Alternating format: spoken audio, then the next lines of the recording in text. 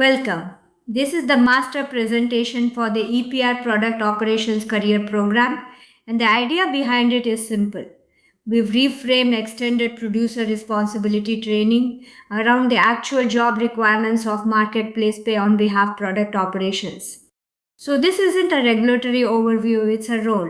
Across the program, you'll work through 10 role mapped core modules and 6 specialist tracks over more than 35 hours of applied work, all building toward a capstone in a job ready portfolio. Everything you'll hear is grounded in two source documents, an EPR master program deck and an EPR focused job role landscape report. Keep that framing in mind.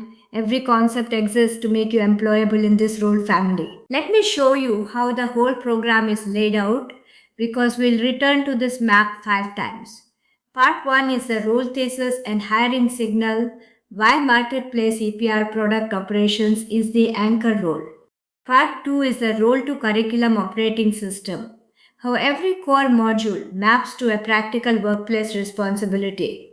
Part 3 treats the global EPR landscape as an operating constraint, why regulatory variety creates real work, metrics, and governance. Part 4 is the capstone, labs, and toolkit, what you'll actually produce to prove readiness. And Part 5 is delivery, portfolio, and launch, how we package all of this for career and executive value. One quick note, the examples are fictional and used as a learning archetype, not employer affiliation. Here's the central thesis, and it's worth stating plainly. EPR has become a product operations problem.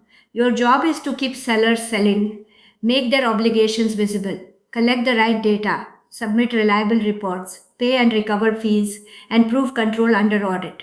Notice how the center of gravity shifts. The old center was regulatory awareness, jurisdiction overviews, and general templates. The new center is seller journey ownership, reporting and payment operations, and metrics, SQL, and controls. The outcome we're aiming for is a portfolio that shows you're ready for product ops, program risk, and compliance roles. And the design principle behind every slide is one question. What would this professional actually do on Monday morning? If you saw the original master deck, let me show you exactly what we changed because the contrast tells you what this program values. Originally, the emphasis was broad EPR practitioner capability across regulatory, data, finance, and circularity themes for a wide audience spanning ESG, legal, packaging, supply chain, finance, and IT, sequenced from foundations to a transformation roadmap with a capstone built on a multinational consumer goods case. We've recast all of that. Now, the spine of the entire story is the marketplace pay on behalf product ops role. The emphasis is practical employer evidence, seller journey, SQL, payment reconciliation, metrics, and stakeholder delivery. Every module becomes a workplace responsibility with artifacts that prove competence, and the capstone now simulates a marketplace EPR service launch across multiple countries. This is the lens that drives the whole design. We take each line of the job requirement and convert it into an observable learning outcome and a portfolio artifact. Monitor the seller journey becomes seller funnel metrics, journey events, support contacts, abandonment points, and a service blueprint. Implement features and processes becomes product requirements, launch readiness, UAT, stakeholder dependencies, and post-launch monitoring. Improve efficiency becomes root cause analysis, exception taxonomy, automation opportunities, and controls. Identify blockers becomes operational dashboards, SQL investigations, issue queues, and escalation paths. Communicate to leaders becomes weekly operating reviews, monthly business reviews, and executive decision papers. And model financial impact becomes fee calculations, recovery logic, reconciliation, forecasts, and variance explanations. 6 requirements, 6 concrete capabilities. Let's put a face to the role. The archetype is a product ops manager for sustainability services on a marketplace pay on behalf team. What do you actually own? First, the operating mechanisms that let sellers stay compliant and keep selling. Second, coordination across product, tech, legal, finance, seller support, and external schemes. Third, translating regulatory deadlines into process health, data quality, and payment metrics. Fourth, using SQL dashboards and financial analysis to make bottlenecks visible. And fifth, turning seller pain points into features, process changes, and leadership decisions.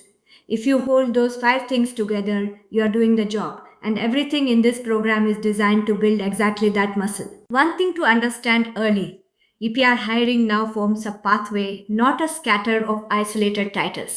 At the technical and data operations layer, you have roles like support engineer, doing data support and pipeline monitoring, that feeds upward. The product and program operations layer is our anchor. Product ops manager, EPR program manager, marketplace operations.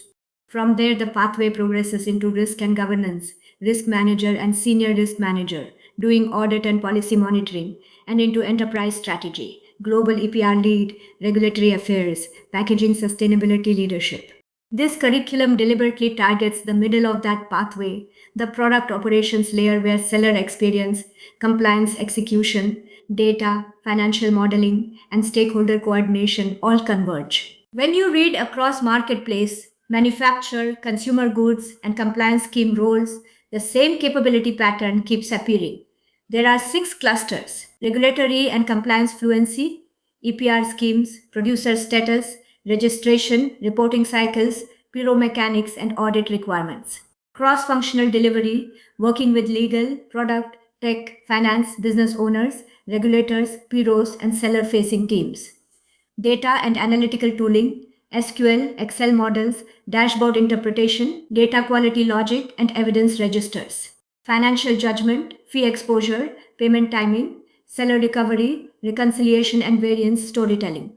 Product operations, journey monitoring, issue taxonomy, feature backlog, process improvement, and launch readiness. And executive communication, concise metrics, risks, decision requests, and action tracking. Master these six, and you're credible across the entire role family. So, who is this program built for? It's a career bridge for people moving into operational sustainability product roles. ESG and sustainability practitioners who need to move from reporting knowledge into platform data and operating model execution. EHS and compliance professionals who need to scale from interpreting obligations to running digital controls and audit ready evidence. Product and program managers who need real domain fluency in EPR, seller obligations, compliance workflows, and risk decisions. Data and business analysts who want applied sustainability data sets, SQL use cases, metrics, and dashboard storytelling. Finance and tax professionals who need fee modeling, payment controls, accrual logic, and seller recovery. And career switchers who need a portfolio proving they can operate a cross functional compliance service. Here's the curriculum spine, and its organizing logic is the role workflow itself. 8 steps. Step 1: Scope. Identify seller and product obligations. Step 2: Status. Determine the obligated entity and the marketplace's role. Step 3: Data. Collect and validate product and packaging facts. Step 4: Report. Prepare declarations and submit filings. Step 5: Pay. Settle fees and recover seller charges. Step 6: Control. Resolve exceptions and evidence gaps. Step 7: Improve. Prioritize features and process changes. And Step 8: Lead. Communicate risk, metrics, and decisions. Put together, these give you a repeatable operating model, obligation logic, seller journey, data quality, reporting calendar, payment controls, exception handling, and executive communication. That output line recurs across the program. It's the thing you're building. Let's begin part 1, the role thesis and hiring signal. The core message here is that EPR work is becoming operational, digital, and cross-functional, and the role requirement itself tells us what the course must train. 3 ideas anchor this section. Marketplace EPR is fundamentally a seller experience and market access problem. Pay on behalf is the mechanism that turns compliance into a managed service. And the anchor role combines product operations, SQL, finance, and regulatory delivery in one person. Hold those 3, and the rest of this section will make sense. Why this course and why now? Look at it from 2 sides. On the regulatory expansion side, more countries and product categories now carry producer obligations. Packaging, electronics, batteries, textiles, and other streams are moving into structured reporting. Marketplace sellers often face obligations before they have any local compliance infrastructure. And EPR is shifting from annual filing to continuous operational readiness. Now the business impact of all that. Seller listings can be blocked when evidence is missing. Fee exposure moves directly into margin and pricing decisions. Weak data quality creates reporting, payment, and audit defects. And senior leaders need operational signals, not just legal summaries. Put the two sides together, and you have the reason this rule exists. Here's the shift that makes this a product problem. The seller journey has become the compliance control surface. Think about why the journey matters. Compliance actually starts before a seller finishes enrollment or uploads their product data. Every abandoned step becomes a possible market access, support, reporting, or fee risk issue down the line. Product Ops owns the mechanisms that expose that friction and create recovery paths.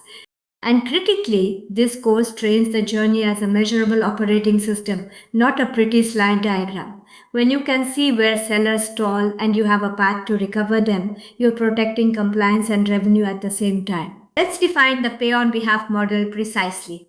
Because it's the service you'll operate, it exists because many sellers need a marketplace operated pathway to reporting, payment, and evidence. It has 6 moving parts: seller eligibility, identifying who's in scope, which countries apply, and which categories trigger obligations; enrollment and mandate, collecting acceptance, authorizations, registration numbers, and service terms; data collection, gathering product, packaging, units, weights, materials, and sales market attributes; regulatory reporting, preparing declarations, uploading to schemes or portals, and managing rejections; payment operations, calculating fees, paying schemes, recovering charges, and reconciling differences; and the evidence vault, storing filings, invoices, certificates, approvals, logs, and audit records. Those 6 components are the anatomy of the service. This role only succeeds through orchestration. So picture yourself at the center, product ops manager for the pay on behalf EPR service, surrounded by 8 stakeholders. Product gives you feature priorities and seller experience. Tech and data give you SQL, pipelines, and dashboards. Legal owns producer status and authority rules. Finance handles fees, accruals, and payment recovery. Seller support manages cases, disputes, and com scripts. Compliance schemes provide reports, invoices, and certificates.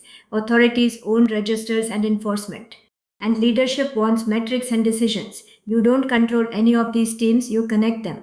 Your job is the connective tissue: the agenda, the metrics, the blockers, the decisions, and the follow through. A mechanism is just a repeatable loop of meeting, metric, owner, and action that keeps the service running, and this role runs several at once. Weekly, you review the seller funnel and data completion. Daily, you monitor critical defects and approaching deadlines. Monthly, you run a payment and support variance review. Quarterly, you check the regulatory calendar and launch readiness. At each release, you run feature UAT and adoption checks. On an audit cadence, you test evidence and controls. And on an executive cadence, you bring decision requests and risk posture. Together, these cadences produce the same repeatable operating model: obligation logic, seller journey, data quality, reporting calendar, payment controls, exception handling, and executive communication. Let's go through the KPI table row by row, because these are the numbers you will be expected to surface. Seller enrollment, the signal is start to complete rate, abandonment, and time to enroll. You use it to fix workflow friction or communications, owned by product ops with seller support. Data readiness, completeness, validation failures, and estimated data rate, used to target remediation before the filing window, owned by data and operations. Reporting, declarations due, submitted, rejected, or late, used to escalate countries at risk, owned by compliance with product ops. Payments, fees calculated, paid, failed, and recovered, used to protect cash, margin, and seller trust, owned by finance with product ops. Experience, contact rate, repeat cases, disputes, and CSAT, used to prioritize product and support fixes, owned by seller support and product. And controls, open exceptions, evidence gaps, and approvals, used to prepare for audit and regulator inquiry, owned by risk and compliance. Remember the rule: a number only matters when it changes a decision. Let me be clear about SQL. It isn't an academic box to tick. It's how this role finds friction. Here are the queries you'll actually run. Sellers notified but not enrolled. Sellers with missing product or packaging data. Obligations due in the next 30 days. reports submitted after deadline or rejected by a scheme, payments failed or unreconciled, and support cases repeated by seller, category, or country. Now, the portfolio proof you build from that. A query pack written against a fictional schema, dashboard screenshots or spreadsheet outputs, plain language findings from the data, recommended process or feature fixes, the controls or alerts needed to prevent recurrence, and a leadership ready impact statement. Data in, decisions out. The final capability is translation, turning operational noise into decision ready messages. Senior leaders do not need every ticket. They need the few risks that threaten selling, filing, payment, or customer trust. A strong operator separates five things cleanly: status, issue, risk, dependency, and decision request. Throughout this course, you will build one-page business reviews and short decision papers for every major lab, so this becomes a habit rather than an afterthought. And hold yourself to one standard. Every metric you present has an owner, a threshold, an action, and a next review date. If it doesn't, it isn't ready for leadership yet. Marketplace EPR product ops is our anchor, but the same skills transfer widely. So let me name where. A global EPR lead runs global strategy, budgets, registers, pro relationships, and matrix enterprise governance. An EPR specialist or expert handles EU country compliance across packaging, BE, and batteries, with readiness for PPWR style change. A regulatory packaging manager is a business partner to R&D, procurement, and legal on packaging legislation and sustainability claims. A packaging EPR program manager designs and operates compliance programs or pro-style infrastructure. An India EPR executive or manager runs CPCB portal operations, certificate generation, reconciliation, and producer onboarding. And a senior risk manager works on emerging regulation, audit frameworks, 3-year planning, and executive risk posture. One capability set, many doors. Think of your progression as 5 rounds. You start in support, analyst, or portal operations work. You build into product ops or EPR program management. That's the layer this capstone is designed to prove. You deepen into risk assurance or regulatory intelligence. You lead as a global EPR lead or packaging compliance manager. And eventually you scale into transformation, platform, or advisory leadership. The point of the capstone portfolio is to let you demonstrate skill at that product ops and program manager layer while already signaling readiness for the risk and strategy roles above it. You're not just qualifying for one job, you're positioning for the next two. Now, part 2, the role to curriculum operating system. Here's the promise of this section. Each of the 10 core modules is recast as a workplace responsibility with a tangible artifact. The 10 module core stays intact. We didn't throw the curriculum away. But every module now answers a role specific business question, and the assessments verify operational judgment rather than memorization. So, as we walk the modules, keep asking, what does this let me do? And what do I produce to prove it? This is the operating logic that runs through every module, 9 steps, and the test for each is whether you can operate the system, not just explain it. 1. Scope obligations using market, category, and seller filters.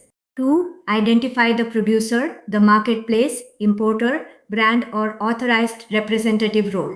3. Register and report through portals, calendars, and scheme files. 4. Build the data spine, SQ, BOM, sales, and evidence. 5. Govern partners, PROs, recyclers, and certificates.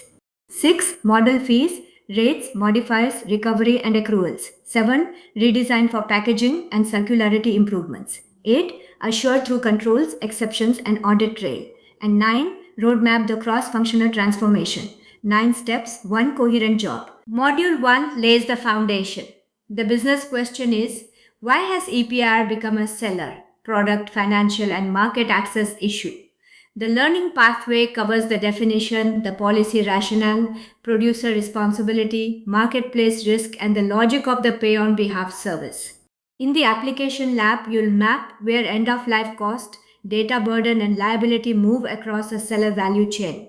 Your participant tools are an applicability diagnostic, a policy instrument comparison, and a responsibility worksheet.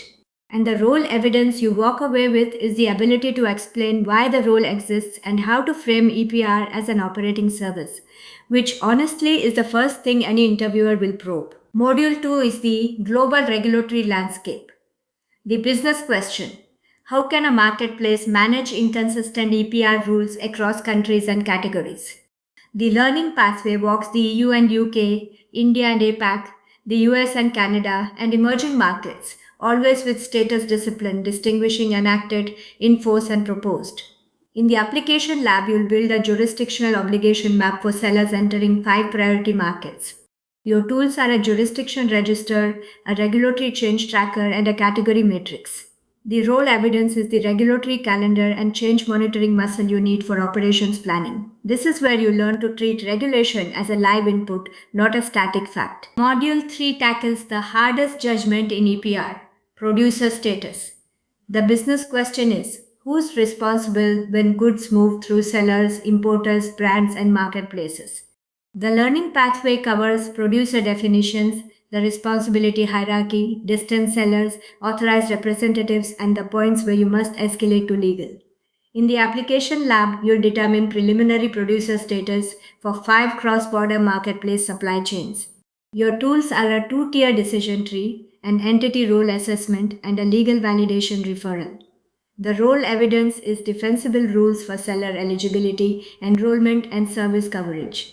Get this module right and you avoid the 2 classic failures: covering sellers you shouldn't and missing ones you must. Module 4 is the operational core: registration, reporting, and portal operations. The business question: what must the service do to register, report, and maintain market access? The learning pathway covers registrations, mandates, material classifications, reporting calendars, portal files, and rejection handling. In the application lab, you'll complete a simulated registration and annual return through a marketplace service workflow. Your tools are a registration checklist, a reporting calendar, and a portal data prep sheet. The role evidence connects front-end seller status with back-office filings and scheme interactions. This is the module that turns abstract obligations into file accepted on-time submissions, which is ultimately what keeps sellers live. Module 5 builds your data foundation. The business question: how can organizations produce reliable EPR reporting data from fragmented systems? The learning pathway covers product, packaging, BOM, sales, supplier, and evidence data with validation and reconciliation controls. In the application lab, you'll audit a defective packaging dataset and identify the missing fields that block reporting. Your tools are a data dictionary, a packaging BOM template, and a data gap assessment. The role evidence is the foundation for everything analytical: SQL investigations, dashboard signals, and data remediation. Remember, your reports are only as trustworthy as the data spine beneath them, so this module quietly underwrites the whole service. Module 6 is about the partners you depend on. The business question: how can weak third-party partners create compliance and evidence failures? The learning pathway covers PIRO models: recycler qualification, certificates, mass balance, invoice evidence, and fraud risks. In the application lab, you'll conduct due diligence on a fictional PIRO and recycling facility used by marketplace sellers. Your tools are a PIRO checklist, a recycler checklist, and a certificate verification worksheet. The role evidence equips you to work with external schemes and evidence providers without blind reliance. The lesson underneath it all: a certificate is only as good as the process behind it, and part of your job is verifying that process. Module 7 turns compliance into money. The business question: how should the service forecast, pay, recover, and reconcile EPR costs? The learning pathway covers fee structures, eco-modulation, seller charges, cash timing, accrual triggers, and variance analysis. In the application lab, you'll calculate fee exposure and reconcile seller charges against scheme invoices. Your tools are a fee model, an accrual assessment, and a margin impact calculator. The role evidence turns the job requirement for financial models into a practical payment operation skill set. Pay attention to timing here. The marketplace often pays the scheme before it recovers from the seller, and that gap is exactly where cash risk lives. Module 8 connects operations back to product design. The business question: How can product or packaging changes reduce EPR exposure and seller friction? The learning pathway covers design for recycling, post-consumer recycled content, pigments, closures, reuse and refill economics, and fee sensitivity. In the application lab, you'll redesign a packaging format and compare the operational and fee scenarios. Your tools are a redesign matrix, a recyclability assessment, and a reuse calculator. The role evidence helps you connect recurring data defects and fee pain to seller-facing improvements. This is where product ops stops being reactive. The friction you keep seeing in the data becomes a case for changing the product itself. Module 9 is where you make the service defensible. The business question: how can the service prove that reports, payments, and evidence are reliable? The learning pathway covers control design, exception registers, evidence retention, audit testing, and remediation plans. In the application lab, you will conduct a mock regulatory audit of a marketplace EPR reporting cycle. Your tools are a control matrix, an evidence registers, and an audit readiness checklist. The role evidence builds the escalation and evidence discipline expected in risk and compliance roles. The mindset to internalize.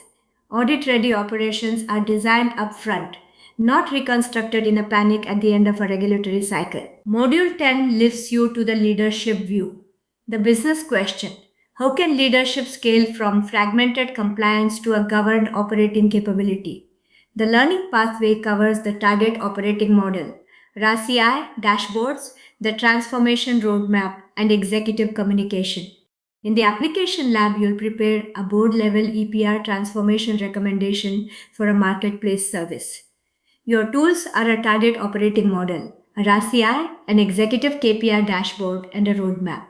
The role evidence is the leadership narrative and decision logic needed for senior stakeholder updates. This module is your bridge upward. It's how you show you can not only run the service but argue for the investment to scale it. Let me walk the lab architecture row by row, because these 6 labs are where the learning becomes evidence. The seller journey lab. The scenario is abandonment spikes during data upload. You produce a journey map plus friction analysis. The role signal is customer obsession and metrics. The SQL lab, a country backlog with incomplete data. You produce a query pack plus insight memo. The signal is analytical judgment. The fee lab, seller charges differ from the scheme invoice. You produce a reconciliation workbook. The signal is financial reasoning. The PRD lab, sellers can't classify packaging. You produce a feature proposal plus UAT plan. The signal is product partnership. The incident lab, a portal outage before deadline. You produce a runbook plus escalation metrics. The signal is operational control. And the EPR lab, leadership needs a decision on launch risk. You produce a business review pack. The signal is executive communication. The same fictional service runs across all 6, so you see cause and effect. On to part 3, the global EPR landscape as an operating constraint. The framing matters. We don't teach regulation as trivia. Regulation is the source of your deadlines, your data fields, your payments, your controls, and your product changes. 3 threads run through this section. EU and UK rules create marketplace reporting and authorized representative implications. US and Canada fragmentation trains state and province tracking discipline. And the India and APAC modules build concrete portal and certificate execution capability. So as we go region by region, keep translating rules into work. Europe is our priority training environment. For good reason, the role landscape emphasizes EU pay on behalf compliance, and the original deck already treated EU and UK as a depth area. 5 points to hold. PPWR and packaging. A directly applicable EU packaging regime raises harmonization but doesn't erase local registration and scheme complexity. WEEE and batteries. Electrical, electronic, and battery obligations expand the data and reporting burden well beyond packaging. Seller continuity. Unregistered or unsupported sellers can face blocked listings, evidence requests, or account disruption. The UK PPR interface. Data reporting, modulated fees, and PRN or parent-linked evidence add financial and operational complexity. And the authorized representative, non-established sellers often need jurisdiction-specific representation. The role implication: you track country, category, scheme, status, evidence, and fee timing in one workflow. The US and Canada teach a different lesson. Fragmentation creates change management work. The United States is not one national packaging EPR model, and Canada layers provincial and federal rules on top. Walk through it. State by state implementation: California, Colorado, Maine, Maryland, Minnesota, Oregon, and Washington each require tracking. PRO membership logic: marketplace and producer services must track who joins which program and by when. Different penalty structures. Operational risk varies by state, so thresholds and escalation rules can't be generic. Provincial Canadian models: Ontario, British Columbia, and Quebec each need separate evidence and scheme understanding. The role implication is that change trackers, obligation registers, and leadership risk views become core product ops artifacts. And in the training use case, you'll build a regulatory update board and convert it into feature, data, and comms requirements. India and APAC are where the program trains concrete execution. India plastic packaging means CPCB portal workflows, PIBO and PWP registration, category logic, and environmental compensation awareness. India e-waste and batteries add target schedules, certificates, recycler links, and evidence reconciliation. Japan brings a mature shared responsibility system with coupon-style tracking for appliances. South Korea brings obligation rates, cooperatives, and recycling charges. And Vietnam and the Philippines are emerging systems that create regulatory monitoring and program launch use cases. The role implication is hands-on. You practice portal readiness, certificate registers, and regional stakeholder handoffs. If Europe teaches breadth of obligation, this region teaches the discipline of actually executing on a portal and reconciling certificates. Different product streams demand different data and evidence. So let me read this table stream by stream. Packaging needs material, weight, format, recyclability, and market units. Its evidence is declaration files, scheme invoices, and recyclability proof. The typical risk is wrong material classification or missing weights. Electronics and VE need category units placed on market and take back coverage. Evidence is registration, reports, and recycler proof. The risk is an unmapped category or unclear producer role. Batteries need chemistry, type, embedded, portable or EB, weight, and passport data. Evidence is registration, collection, and recycling proof. The risk is incorrect scope or a digital passport gap. Textiles need product type, units, and fiber or category. Evidence is pro and reuse or recycling reporting. The risk is emerging rule changes and data gaps. And tires or used oil need volume, category, and certificate purchases. Evidence is portal certificates and recycler approvals. The risk is certificate validity or reconciliation failure. Different streams, different schemas, and thresholds. This slide is a discipline check, and it can save you from embarrassing yourself in front of legal. Here are unsafe statements paired with the professional habit that replaces each. Saying Europe requires one EPR filing. Instead, state, jurisdiction, authority, instrument, effective date, and status. Saying packaging EPR is the same in every country. Instead, separate, enacted, enforced, transitional, proposed, and guidance. Treating guidance and enacted law as equal. Instead, attach legal validation wherever producer status outcomes affect liability.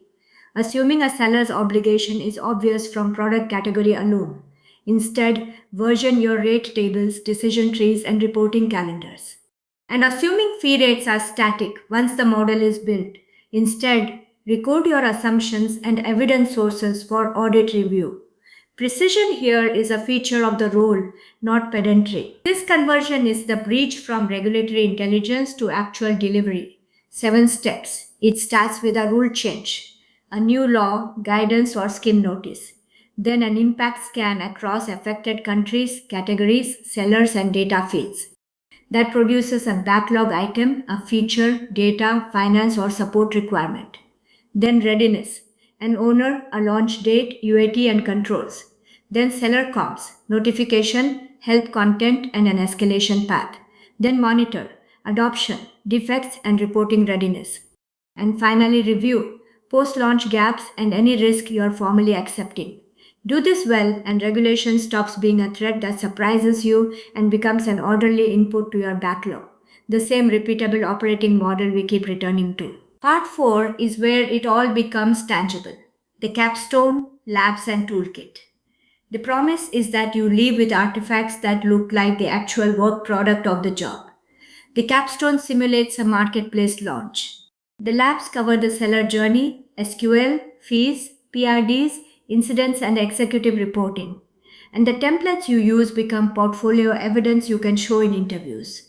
So, this section is less about learning new concepts and more about producing proof. Let me set up the capstone. Nova Market is a fictional global marketplace launching managed EPR services for non EU sellers. The initial countries are France, Germany, Spain, Italy, and the Netherlands. The initial streams are household packaging, VE, and portable batteries. The service has to do the full loop: enroll sellers, gather data, report obligations, pay fees, and recover charges. And your deliverable is substantial: a 12-month operating plan plus a leadership decision pack. This single scenario is deliberately realistic and self-consistent, so every lab you do feeds into it. By the end, you're not presenting theory, you're presenting a plausible launch you could defend to a hiring panel. Here's how the job requirement maps directly to what you produce. Let me read it across. Monitor the seller journey. You build a journey map, funnel dashboard, and SQL query pack. The evaluation question is whether you can detect friction and propose action. Stakeholders are product and support. Implement features and processes, a PRD, feature backlog and launch plan. Can you convert evidence into requirements, product and tech? Improve efficiency, a process redesign and exception taxonomy. Can you remove waste without creating risk? Operations. Financial analysis, a fee model, payment forecast and reconciliation workbook. Can you explain cash and margin impact? Finance. Communicate to leaders, an executive business review and decision request. Can you simplify complexity into decisions? Leadership. And work cross-functionally. A RASI, RAID log, and stakeholder plan. Can you coordinate owners and dependencies? Legal, risk, and tech. The capstone is assessed as a job-ready portfolio, not just a final presentation. Let's get specific about the analytics pack because this is where a lot of candidates differentiate themselves. The dataset mirrors a marketplace EPR service model with tables for sellers, products, enrollments, obligations, reports, payments, charges, support cases, and journey events. You will write or interpret 5 kinds of query. A funnel query to find sellers who started enrollment but never completed the required terms, mandate, or data steps. A data quality query to identify products missing weight, material, packaging level, country, or category mapping. A deadline query to list obligations due in the next 30 days with incomplete data or no owner assigned. A payment query to compare calculated fees, paid amounts, seller charges, and unresolved variances. And a support query to detect repeated cases by sellers, step country, and defect category. 5 queries that map directly to real operational questions. The financial lab makes you fluent in the money side. You will produce 5 model outputs. First, regulatory fees payable, broken out by country, scheme, and material stream. Second, marketplace administration costs and service fee recovery. Third, seller charges, failed collections, and unrecovered balances. Fourth, and this one is easy to overlook, the cash requirement for scheme payments before seller recovery has landed, which is your exposure window. And fifth, true up logic for actual versus estimated quantities, because you will often file on estimates and correct later.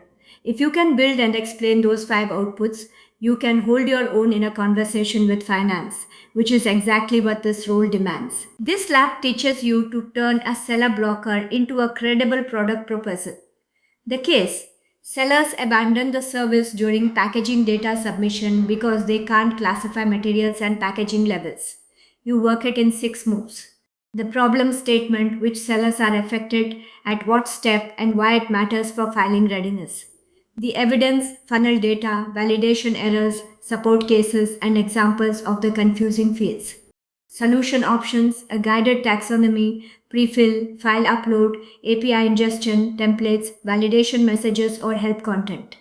Requirements: user stories, acceptance criteria, data rules, exception handling, and edge cases. A launch plan, pilot cohort, UAT, support readiness, go/no-go criteria, and post-launch metrics. And a decision request, the trade-off between regulatory urgency, seller impact, technical effort, and any operational workaround.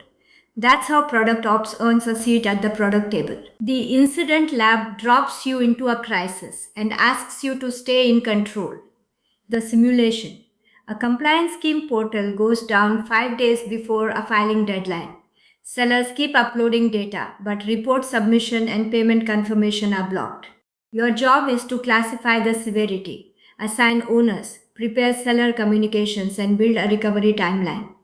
The final output is an incident run book complete with evidence retention and a leadership escalation path. The skill being tested is composure under a deadline. Can you triage quickly, communicate clearly to sellers and leaders, and leave behind a documented trail? This is precisely the kind of moment where a strong operator becomes visible. The executive lab trains the last mile, getting a decision from leadership. You will build a business review pack with 4 elements: a one-page operational health view across enrollment, data readiness, filings, and payments, a risk heat map showing likelihood, impact, owner, and the decision required, a financial variance narrative that connects scheme invoices, seller charges, and unrecovered balances into a story a CFO would follow, and a decision queue with precise asks, deadlines, and the consequences of delay. Notice the discipline. You're not dumping status, you're driving decisions. If leadership can read your pack in 5 minutes and know exactly what to approve, you've done the job. You don't leave empty-handed. Here's the toolkit, and every template has a role-based purpose tied to the operating rhythm. The applicability matrix screens sellers and products by country, category, and threshold. The producer status decision tree makes preliminary role determinations and triggers legal validation. The reporting calendar coordinates country deadlines, data cutoffs, and approvals. The data dictionary standardizes product, packaging, seller, and sales market fields. The fee model calculates fees, eco-modulation, service costs, and recovery logic. The evidence register stores reports, invoices, certificates, approvals, and audit logs. The control matrix defines checks, owners, evidence, and failure responses. And the RSCI and roadmap coordinate launch owners, dependencies, and transformation milestones. 8 reusable tools that also double as portfolio artifacts. Let me read the assessment model row by row so you know exactly how you are graded. Knowledge checks are 10%. Short scenario questions testing regulatory fluency. The producer status exercise is 15%. A decision tree plus legal referral note, testing obligation judgment. The SQL and dashboard lab is 15%. Query outputs plus an insights memo, testing analytical operations. The fee and reconciliation lab is 15%. A workbook plus variance narrative, testing financial reasoning. The product improvement PRD is 15%.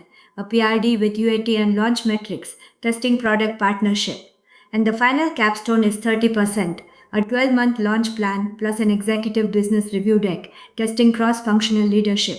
The pass standard is deliberately strict. You must show both technical correctness and operational judgment. One without the other isn't enough. Finally, Part 5, Delivery, Portfolio, and Launch. Here, we shift from the learner's view to how the program itself is packaged and sold. 3 ideas. The course can be delivered as practitioner, advanced, or executive formats depending on the audience. The portfolio artifacts are the real career outcome. That's what learners actually take to market. And quality gates keep the program current and defensible over time. So this last stretch is about turning good content into a credible, sellable program. The original delivery model still works, but their story changes from learn EPR to prove role readiness.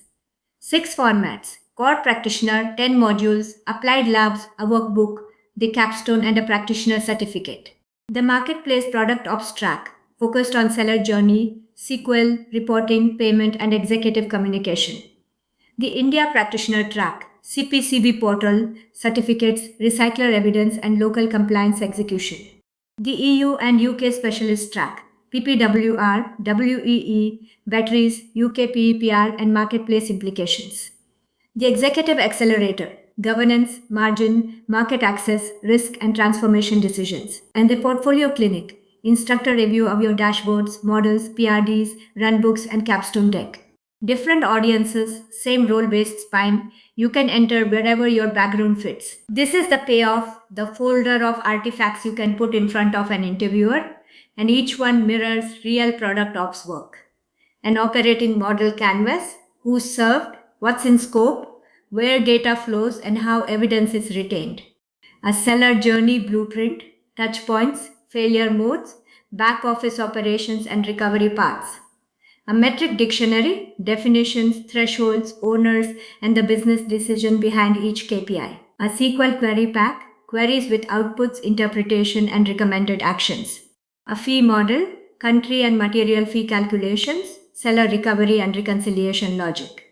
A product improvement PRD, evidence requirements, dependencies, UAT and launch metrics. An incident runbook, severity levels, owners, communications, evidence and escalation.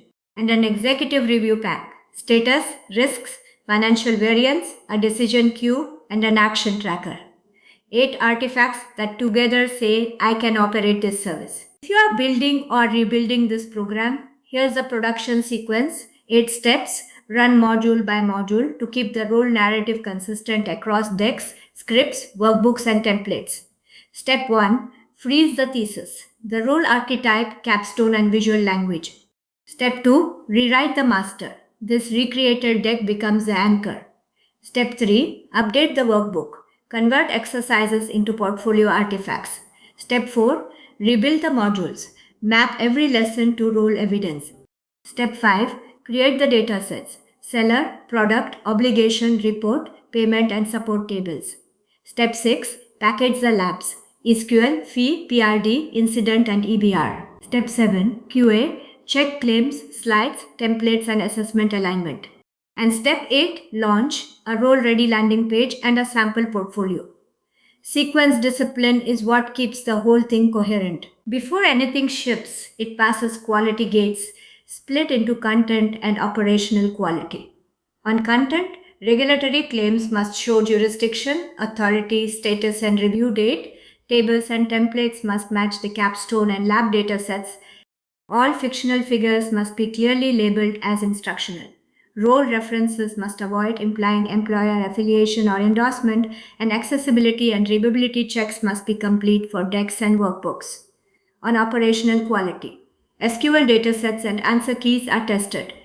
Fee models reconcile to expected outputs, PRD, RAC, and EBR rubrics align with the job requirements. Narration scripts avoid generic boilerplate and read tables row by row, which, by the way, is the standard this very script follows. And version control is applied across every deck, workbook, and template release. These gates are what make the program defensible. When you describe this program externally, the promise is role-specific and career-facing. The one-line promise, build job-ready capability for marketplace EPR product operations and pay-on-behalf compliance services. Who should join? Sustainability, compliance, product, program, data, and finance professionals moving into operational EPR roles. What learners practice? Seller journey monitoring, SQL analytics, EPR reporting, payment reconciliation, PRDs, and executive communication.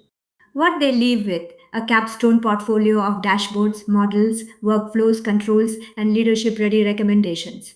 Why now? EPR is becoming a market access, margin, data governance, and product design constraint all at once. And the differentiator, stated plainly, this program is built around a real role requirement, not just a regulatory overview. That's the whole pitch. For transparency, let me name the sources behind this recreation. From the uploaded role landscape report, we drew the EPR-focused job roles and global hiring landscape, the Amazon-style pay-on-behalf product ops role and its related role family, the common skill clusters, regulatory fluency, stakeholder delivery, analytics and financial judgment, and the global regulatory context and career pathway implications. From the uploaded master program deck, we kept the original 10-module global core and 6 selective structure, the existing EPR workflow, data finance partner controls and capstone logic, and the templates, assessment model, delivery plan, and governance safeguards. Everything was then reframed around job-ready product operations evidence. So this deck isn't invented from nothing. It's a deliberate re-anchoring of solid prior material. Let's close with what to keep and what to change. Keep the 10 module global core. Keep the 6 specialist electives. Keep the capstone and toolkit concept. Keep the governance and source control discipline. And keep the board ready transformation outcome. Those are strong and worth preserving. Now the changes. Rename the program around product operations and pay on behalf services. Rewrite the module decks to start from role problems and artifacts. Add the SQL dataset, metric dictionary, and financial reconciliation pack. Shift the capstone from general EPR transformation to a marketplace service launch. And use the job requirement as a narrative hook in your marketing and workshops. Keep the solid foundation, change the framing, and you have a program that trains for a real job. That's the whole thesis. Thank you.